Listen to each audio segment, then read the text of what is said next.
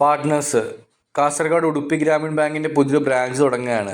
അവിടെ സ്കാം നടക്കുകയാണ്. ആ സ്കാമും അതിൻ്റെ ബാക്ക് സ്റ്റോറിയും പിന്നെ അത് റിലേറ്റഡ് ആയിട്ടുള്ള കുറേ പേരുടെ ലൈഫും കാര്യങ്ങളൊക്കെ ആയിട്ടോ ഇതിൻ്റെ ഒരു സ്റ്റോറി വരുന്നത്. ഇതിൽ അഭിനയിച്ചിട്ടുള്ളത് ധ്യാൻ ശ്രീനിവാസൻ, കലാഭവൻ ഷാജോണ്, അതേപോലെ സഞ്ജു ശിവറാം, അനീഷ്, പിന്നെ പ്രശാന്ത് അലക്സാണ്ടർ എന്നിവരായിട്ട് അഭിനയിച്ചിട്ടുള്ളത്.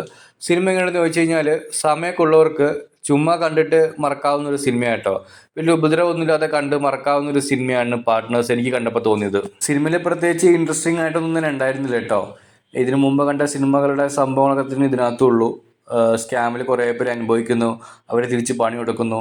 അതേപോലെ തന്നെ ഫ്ലാഷ് ബാക്കിൽ കുറേ കണക്ഷൻസ് കാണിക്കുന്നുണ്ട് അങ്ങോട്ടും ഇങ്ങോട്ടും. കോയിൻസിഡൻസ് ആണെന്ന് തോന്നും, പക്ഷെ അതൊക്കെ നമുക്ക് കാണുമ്പോൾ തന്നെ മനസ്സിലാവും ഇതൊക്കെ എങ്ങനെയും കൂട്ടി യോജിപ്പിച്ച് എൻഡ് ചെയ്യാൻ വേണ്ടിയിട്ടുള്ളൊരു പരിപാടിക്ക് വേണ്ടി ചെയ്താൽ നമുക്ക് കാണുമ്പോൾ തന്നെ മനസ്സിലാവും. പിന്നെ നോക്കുവാണെങ്കിൽ ഒരു ധ്യാൻ ശ്രീനിവാസനും നായികയും കൂടെയുള്ള റൊമാൻസ് പാട്ടുണ്ട്. ശരിക്കും അതിനൊരു ആവശ്യമില്ലായിരുന്നു, അതങ്ങ് ഒഴിവാക്കായിരുന്നു. ഒരു സിനിമയാകുമ്പോൾ റൊമാൻസ് വേണം, പാട്ട് വേണം, ഫൈറ്റ് വേണം എന്ന് പറയുന്ന പോലെ തന്നെ ഇതിനകത്തും ഉണ്ട്. അത് ഭയങ്കര ബോറായിരുന്നു ആ സീൻസൊക്കെ. അതുകൊണ്ട് അതൊക്കെ അങ്ങ് ഒഴിവാക്കിയിരുന്നെങ്കിൽ കുറച്ചും കൂടെ നന്നാവായിരുന്നു.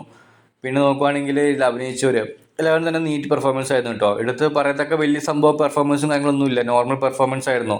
അതുകൊണ്ട് തന്നെ എല്ലാവരും നന്നായിട്ട് അഭിനയിച്ചിട്ടുണ്ടായിരുന്നു. പിന്നെ നോക്കുവാണെങ്കിൽ ഇതിൽ അനീഷ ഉണ്ടായിരുന്നു. അപ്പോൾ അനീഷ ഉണ്ടായപ്പോൾ ഞാൻ വിചാരിച്ചു കുറച്ച് കോമഡിയും കാര്യങ്ങളൊക്കെ ഉണ്ടാവുമെന്ന് വിചാരിച്ചു. പക്ഷെ പ്രത്യേകിച്ച് ഒന്നും ചെയ്യാനുണ്ടായിരുന്നില്ല. പിന്നെ കുറേ ക്ലൈമാക്സിലെ ഒരു ഐഡിയ ഉണ്ട്, ഒരു ഹേസ്റ്റിൻ്റെ ഓപ്പറേഷനിൽ. അത് സൂപ്പറായിരുന്നു കേട്ടോ. അത് അവിടെ തന്നെ നിർത്തിക്കോണം, പിന്നെ അതിനെക്കുറിച്ച് ആലോചിക്കാൻ നിൽക്കരുത്. കാരണം അത് കാണുമ്പോൾ തന്നെ എല്ലാവർക്കും ഏകദേശം സൂപ്പറാണെന്ന് തോന്നും. കഥയിൽ ചോദ്യമില്ലെന്ന് പറഞ്ഞ പോലെ തന്നെ അതിൽ കൂടുതൽ നമ്മൾ ആലോചിക്കാൻ പോയി കഴിഞ്ഞാൽ സംഭവം പാളും. അപ്പോൾ അതുകൊണ്ട് അത് കാണുക, അതവിടെ നിർത്തുക. അപ്പോൾ അതുകൊണ്ട് അത്രേ ഉള്ളൂ. Thank you.